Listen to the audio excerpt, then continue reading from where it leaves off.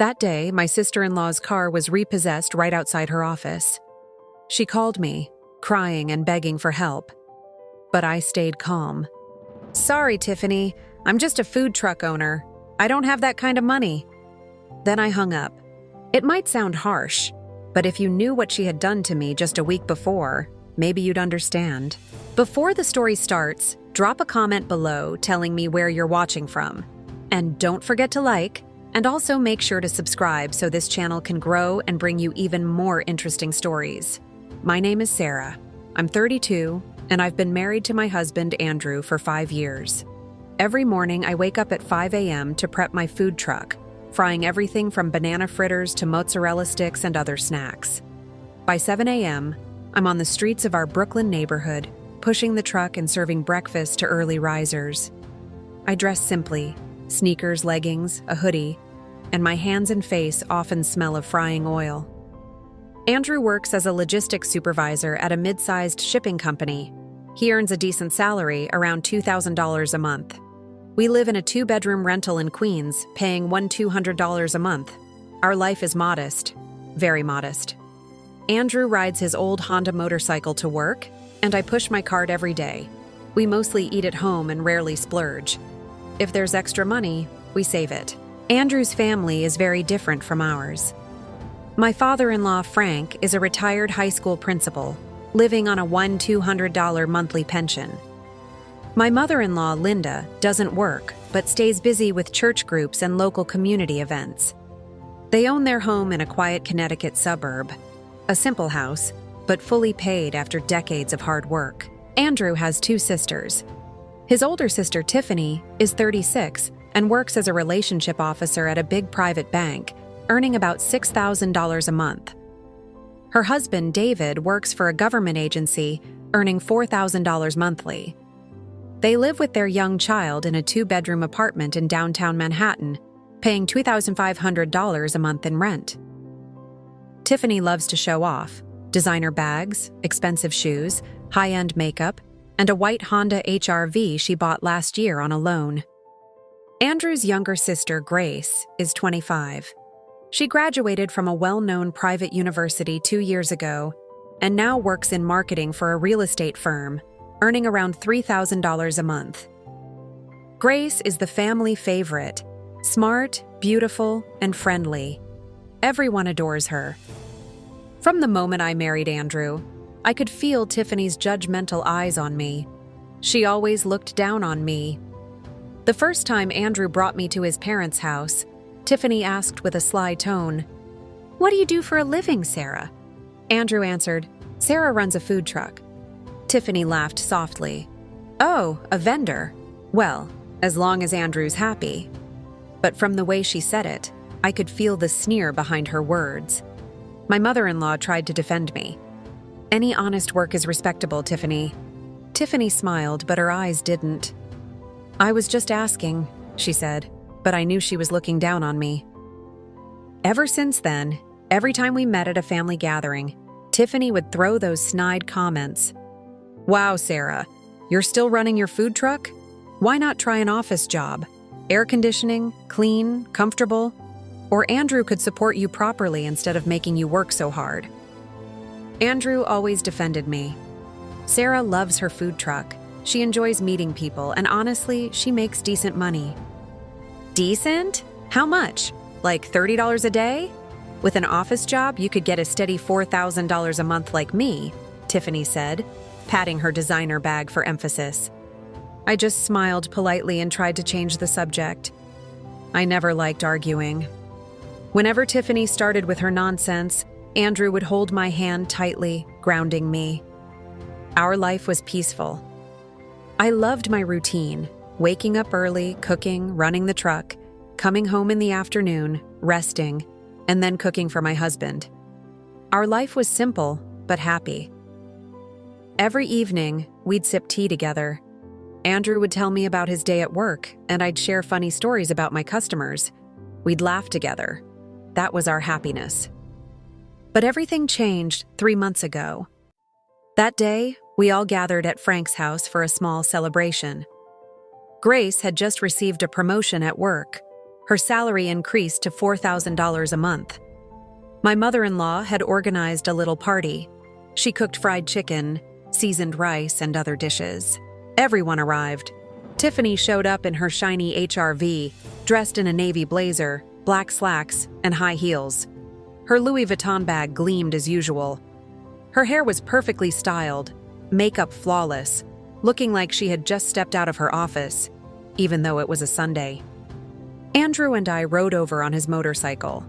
I wore my simple home dress, plain headscarf, and flip-flops. My face was still greasy from cooking that morning. I had brought homemade snacks for my mother-in-law, thinking she'd enjoy them. The moment we entered, Tiffany hugged Grace tightly.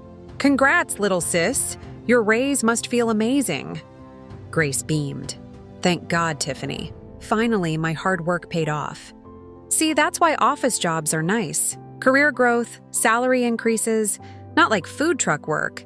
Stuck in the same routine forever, Tiffany said, sneaking a glance at me. I pretended not to hear and went straight to the kitchen to help my mother-in-law. Linda smiled at me. "Sarah, thank you for bringing the snacks. Your father-in-law loves these." "You're welcome, ma'am," I said, feeling warm inside. At least my in-laws appreciated me for who I was. But from the living room, I overheard Tiffany talking to Grace. "When you get married, make sure you pick a husband who can provide, okay? Don't end up like Andrew, whose wife still has to run a food truck. It's not fair if your husband can't take care of you properly." "Tiffany, Sarah likes her food truck," Grace defended. Happy or obligated, I thought. If he were rich, no woman would be out here running a food truck under the blazing sun. Andrew heard me mutter and stepped in immediately. "Tiffany, watch your words. Sarah works hard. She's independent and she doesn't burden anyone. I'm proud to have a wife like her." Tiffany raised her hands, pretending to surrender. Okay, Andrew. I was just giving Grace some advice. Don't be mad." Frank, sitting in his armchair, cleared his throat. "Whatever job it is, it's noble as long as it's honest. I used to be a grocery kid myself. Don't get arrogant." "Of course, Dad. Sorry," Tiffany said, but I knew there was no sincerity in her tone. The celebration went on without a hitch. We ate together, said a prayer, and chatted casually. But I could feel the distance between Tiffany and me. She never spoke to me. All her attention was on Grace and David. Occasionally, she'd glance my way with that condescending look. When it was time to leave, Andrew and I hopped on the motorcycle. On the ride home, he spoke softly. "Sarah, I'm sorry Tiffany always says unpleasant things." I smiled. "It's fine, hun. I'm used to it. Though I do get annoyed. She's so arrogant, yet everything she has is on credit. Her car, her apartment, that designer bag. I'm sure all on credit cards." "Let it go. We focus on our own life," I said. Andrew exhaled. "Yeah, but if she goes too far again, I won't stay quiet." I just nodded, silently hoping Tiffany would learn to respect others. But our real test wasn't over yet. 2 months later, my mother-in-law called Andrew. "Andrew, Grace is getting married. Her fiancé came by to propose. The wedding's in 2 months." Andrew's eyes lit up. "That's wonderful. Who's the lucky guy?" "His name's Kevin. He works in an energy company, makes good money. Great kid, good family. Your father and I have already approved." "Thank God. We'll help with the preparations, Mom," Andrew immediately told me. I was happy too. Grace had always been kind to me, never condescending like Tiffany. I hoped her wedding would be smooth and joyful. But the trouble started during the family meeting to plan Grace's wedding. We all gathered at Frank's house. Frank opened the meeting. "Kids, I've called you to discuss Grace's wedding. This is my last child's wedding, so I want the best for her. But honestly, my budget is limited. My pension is only $4,000 a month, not enough for a proper wedding." Tiffany spoke up immediately. "Don't worry, Dad. David and I will help. I can contribute $10,000 for the reception." "Wow, thank you," Frank said, genuinely pleased. But Tiffany continued, her tone turning controlling. "There's a condition. The wedding has to be at a high-end hotel, big hall, luxurious decorations, top-notch catering. I don't want to be embarrassed if my colleagues come."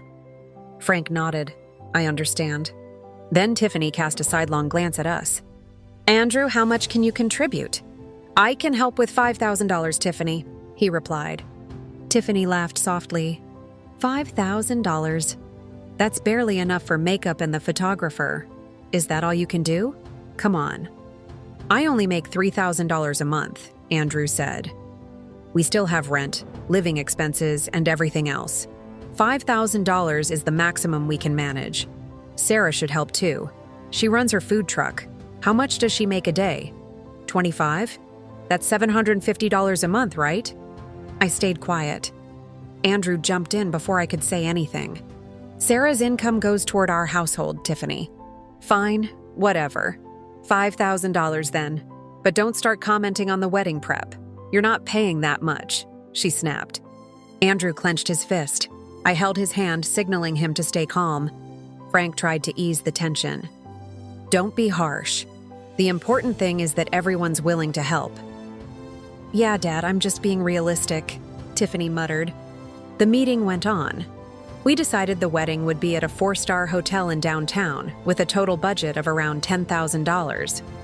Frank would contribute his entire savings, $4,000. Tiffany would pitch in $3,000, Andrew $5,000, and Kevin's parents kindly offered $2,500. After the meeting, we left with mixed feelings. On the ride home, Andrew grumbled, Tiffany is insufferable. She acts like she's the richest person alive. Let it go. At least we've contributed what we can, I said. But I'm annoyed too, Sarah. She keeps looking down on us. Relax, hun. She'll see eventually, I said, smiling. Andrew gave me a puzzled look. See what? You'll know soon enough, I said. 2 months flew by. Grace's wedding preparations were running smoothly, but Tiffany dominated every decision. Decor, catering, color themes, as if it were her wedding, not Grace's. A week before the big day, Tiffany hosted a small family gathering in her apartment to go over the schedule and assign tasks. Her place was nice. 2 bedrooms, fully furnished, with a stunning city view. But I knew her mortgage alone was $3,000 a month, plus the car payment of $2,500. Their combined income was $7,000. After bills, credit cards, and daily expenses, their budget was tight. Yet Tiffany always managed to look extravagant. At the gathering, Tiffany started handing out assignments. Dad and Mom, you'll greet guests. Andrew and Sarah, you'll handle parking. Andrew froze. Wait, why us? We're family. Yes, but someone needs to manage the parking, Tiffany said. And you two are dressed casually, perfect for the lot. Inside, there will be VIP guests. You might feel out of place. Andrew opened his mouth to argue, but Frank intervened. Tiffany, that's not polite. Andrew and Sarah should be inside with the rest of us. They're family. But Dad, there's no but. This is final. Tiffany pouted, but she finally relented. I caught her glare in the rearview mirror. She clearly didn't like me. After the gathering, Andrew groaned again on the ride home. Tiffany is over the top. Who does she think she is? Relax, hun. It'll all be over soon, I said. Sarah, how are you always so calm? If I were you, I'd have been furious ages ago. Getting angry won't solve anything, Andrew. Besides, I have my own plan. Plan? What plan? You'll see, I said with a smile. He looked puzzled but didn't press me. Finally, Grace's wedding day arrived. The hotel hosting the reception was stunning. White and gold decor, fresh flowers everywhere, gorgeous lighting. Grace looked radiant in her bridal gown. Kevin was sharp in his tailored suit. Andrew and I arrived together. I wore a soft peach cocktail dress with a satin scarf and low heels. My makeup was natural, understated. Andrew wore a crisp white shirt, black dress pants, and polished shoes. Compared to the other guests in high-end gowns and tuxes, we looked simple. Tiffany arrived with David and their child. She wore a navy designer dress, high heels, a luxury bag, and sparkling diamond jewelry, utterly glamorous. The morning ceremony went smoothly. Grace officially became Kevin's wife. Our family was full of joy and emotion. Linda cried happy tears. After the ceremony, there was a short break before the reception, and we all gathered in the hotel lounge. Frank opened the envelopes guests had given during the ceremony. Some contained cash, others gifts. Tiffany sat beside him, scrutinizing each envelope. "Wow, Dad, not bad. Looks like you can cover the costs," she said. Frank smiled warmly. "All thanks to everyone's support and prayers." Then Tiffany pulled a small box from her bag. "Dad, this is my gift for Grace, a 20-gram gold bracelet, worth around $2,000. Everyone gasped. Linda hugged Tiffany tightly. "Thank you so much. You're so generous to your sister." "Of course, Mom, that's what big sisters do, give their best." Then Tiffany shot a look at Andrew and me. "Andrew, Sarah, what did you get, Grace?" Andrew fished an envelope from his pocket. "We gave her this, 200. Tiffany let out a small laugh. "Oh, just 200? Well, that's fine. The thought counts." Everyone went quiet. I knew Tiffany was intentionally belittling us in front of the family, but I kept smiling. Grace, now in her reception gown, ran over and hugged us. "Andrew, Sarah, thank you so much. I'm so happy you're here." "You're welcome, Grace. Congrats. Wishing you a lifetime of happiness." She leaned close and whispered to me, "I'm sorry if Tiffany is snarky. I know you're really kind." I smiled and gently patted her head. "It's okay, Grace. I'm just happy you're happy," I said. The reception started around noon. Guests began arriving, so many of them, maybe 500 in total. Family, friends, co-workers, acquaintances, it was a full house. Andrew and I stationed ourselves near the entrance, greeting people as they walked in. A few guests looked a little surprised to see me, probably because my outfit was simple compared to the extravagant attire of the rest of the bride's family. As I was busy welcoming guests, Tiffany suddenly appeared. "Sarah, can you check the kitchen for me? Make sure the caterers know if any guests are allergic to seafood." "Sure, Tiffany," I replied, heading to the kitchen. I relayed her message to the catering team. They assured me they already had alternative dishes ready. I returned to the reception area, but barely a minute later, Tiffany called me again. "Sarah, check on Grace in the bridal suite. Ask if she's ready to come down yet." "Okay, Tiffany," I said, heading upstairs. Grace was indeed ready and would be coming down shortly. I went back downstairs, but Tiffany didn't stop. "Sarah, get me some tissues from my car." "Sarah, ask the photographer when the family photos are scheduled." "Sarah, check if the restrooms are clean." I did everything without complaint. Andrew, watching me run back and forth, grew increasingly frustrated. He went over to Tiffany. "Tiffany, why are you bossing Sarah around all the time? She's not your assistant." "I'm just asking for help." "And what's the problem? You could ask someone else, or do it yourself. Why only her?" Tiffany's smile was sharp, almost venomous. "Well, Sarah's used to hard work. She pushes a food cart for a living, so I'm sure she won't mind running errands." Andrew opened his mouth to reply, but I gently held his hand. "Babe, it's fine. Don't make a scene. Today is Grace's happy day. Let's not ruin it." He exhaled slowly. He knew I hated conflict. The day went on, leading to the main event, the family dinner. Everyone gathered around a long banquet table. Frank, Linda, Tiffany with her family, Grace with Kevin, Kevin's parents, and us. Just as we were about to sit, Tiffany spoke up. "Sarah, you'll sit at the other table. This one is for the immediate family only." The room went silent. I froze, trying to process her words. "This table is for close family," she continued. "You're not blood, so you should sit with the regular guests." Andrew immediately stood.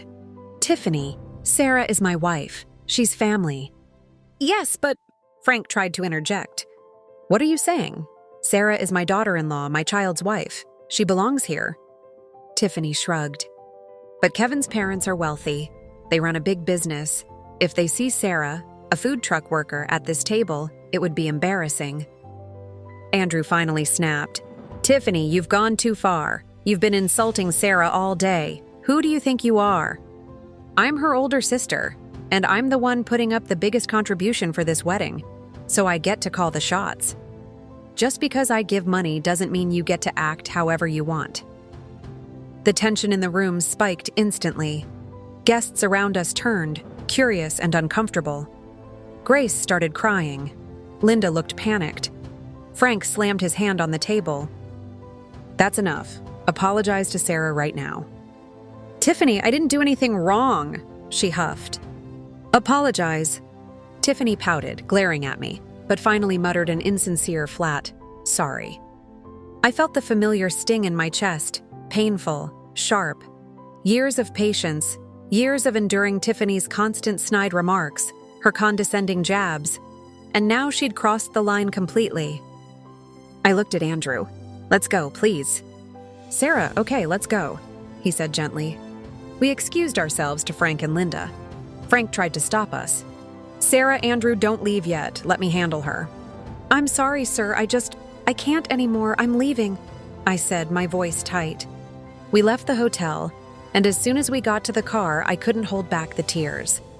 I buried my face in Andrew's chest. "I'm so sorry for my family," he whispered. "They've gone too far." "I've been patient for years, Andrew. But why am I treated like this? Why does Tiffany hate me so much? Did I ever do anything to her?" "It's not your fault, babe. Tiffany's just arrogant. She thinks she's better than everyone." I wiped my tears. "Tomorrow, Andrew, I'm going to make a decision." "What kind of decision?" he asked, puzzled. "You'll see," I said. We got back to our modest apartment.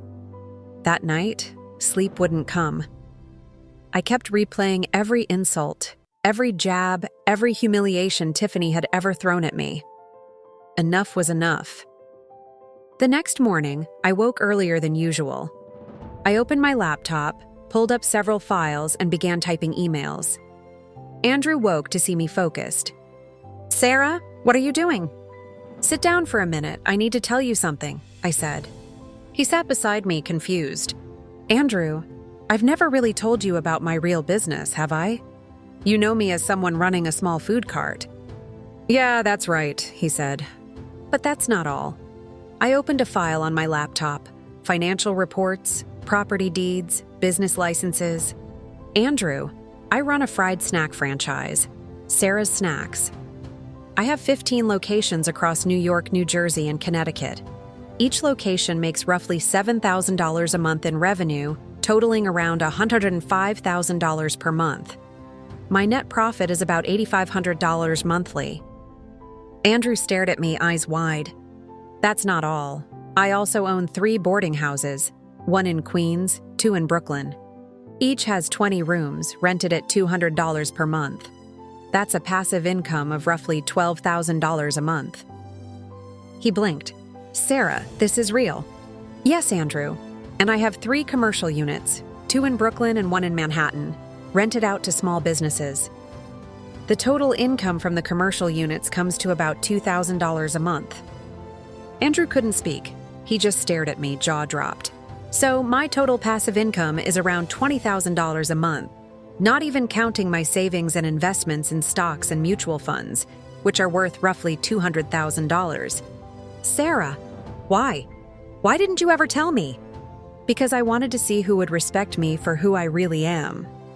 I chose to live simply, run my little snack carts, push my carts around the city, so I could see people's true character."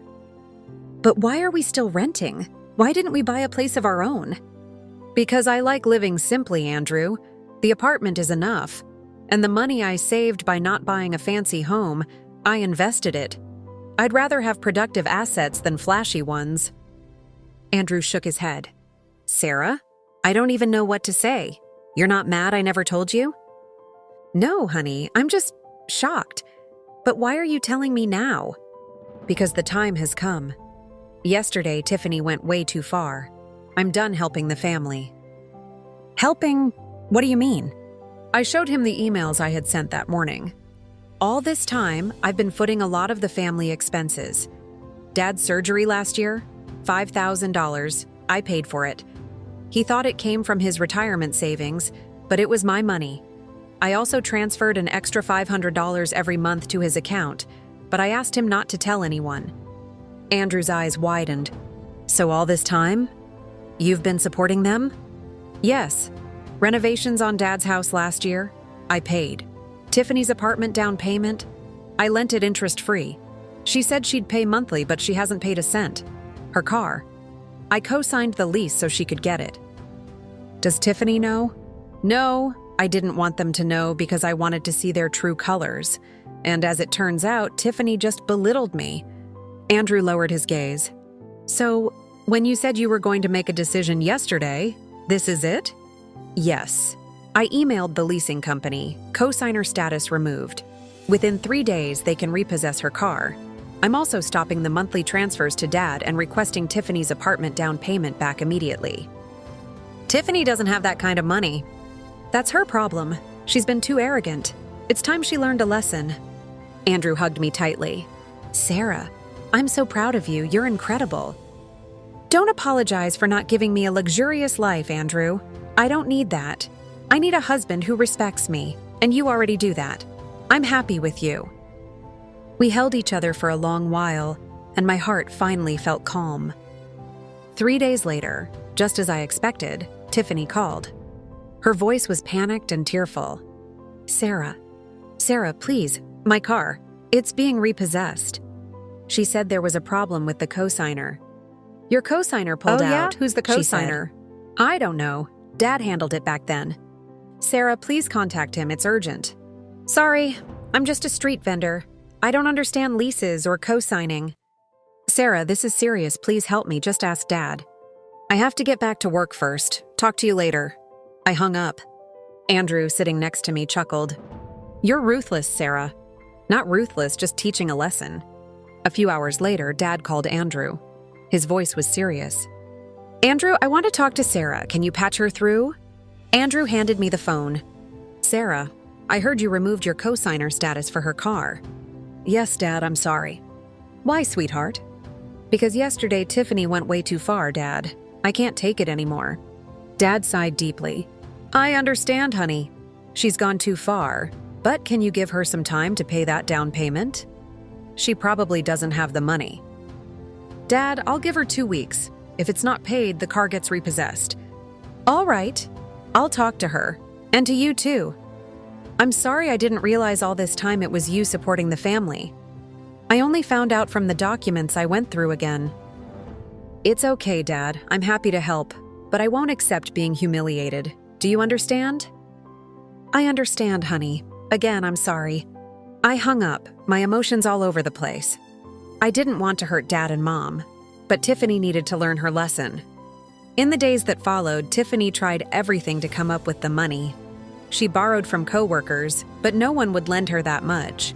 She tried selling her jewelry, but most of it was costume pieces, worthless. She applied for a bank loan, but they denied her. Her payments were already too high.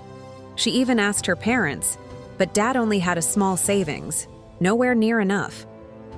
Finally, a week later, Tiffany showed up at our rented apartment. Her face was pale, eyes swollen, hair a mess, no makeup. She looked completely shattered. I opened the door and saw her standing there looking desperate. Sarah, please. I stayed silent. I know Dad's told you everything now. You co-signed my car. You've been paying for so many things for the family. You've been helping Dad. You're actually rich. I still didn't respond. Tears streamed down her face. Sarah, I'm sorry. I was wrong. I was arrogant. I underestimated you. I didn't realize how capable you really are. Please, withdraw the leasing claim. I promise I'll pay the down payment. I promise I'll never belittle you again. Tiffany?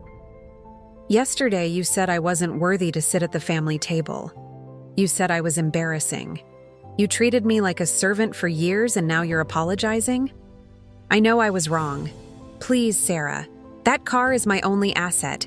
If it's repossessed, I'll be humiliated at work. I'll be embarrassed in front of my friends. Please, don't make me feel ashamed because the car gets taken. But you weren't embarrassed when you humiliated me in front of everyone. Tiffany went silent. She couldn't answer. I continued. Tiffany, I don't sell street food because I'm poor. I love what I do. I love meeting people, hearing their stories, sharing smiles. Selling food taught me so much. I learned humility. I learned hard work. I learned to appreciate every little opportunity. And from that, I built my business. She sniffled. I get it, Sarah.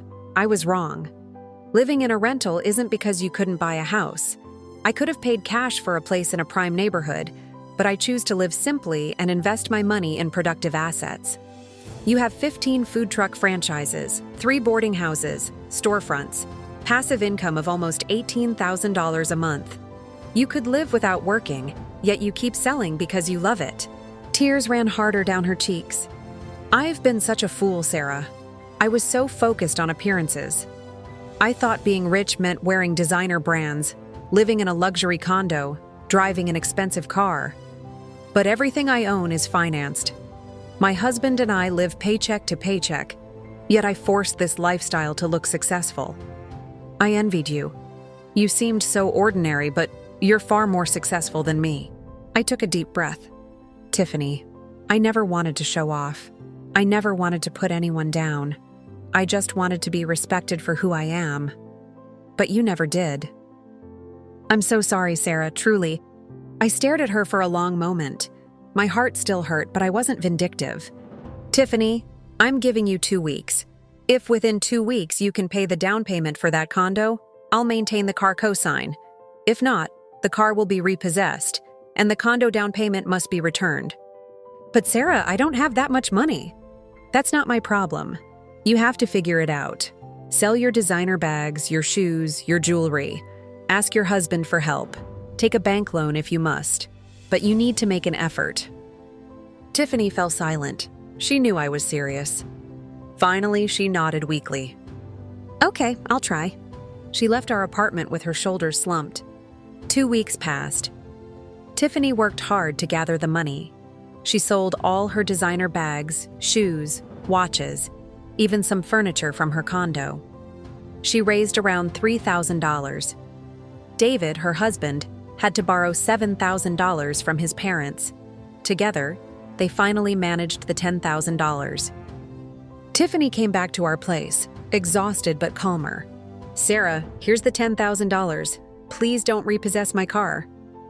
I accept the check. Thank you, Tiffany. You've learned. I hope you understand now. Being wealthy isn't about showing off. It's about managing your money wisely. I'll deposit this into Dad's account. He needs it more than I do. I forgave her. Tiffany looked shocked.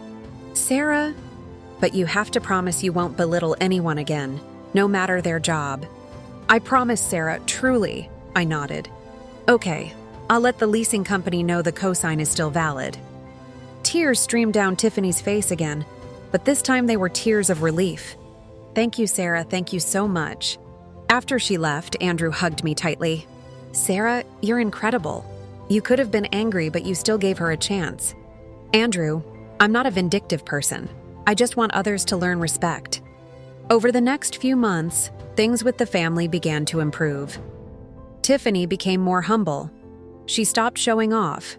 She sold the condo with its heavy mortgage and moved into a more modest rental. She sold her car and bought a used one she could actually afford. She started living realistically, within her means. Frank and Linda were incredibly grateful to me. They finally realized I'd been the one supporting the family all along. They treated me with respect. Grace and Kevin also grew to value me. They came over often, chatting, learning about business and money management from me. And me? I kept selling from my food truck every morning, pushing the cart, greeting customers with a smile. Because for me, happiness isn't about how much wealth you have. It's about how many people you can make smile. I learned that every job is honorable.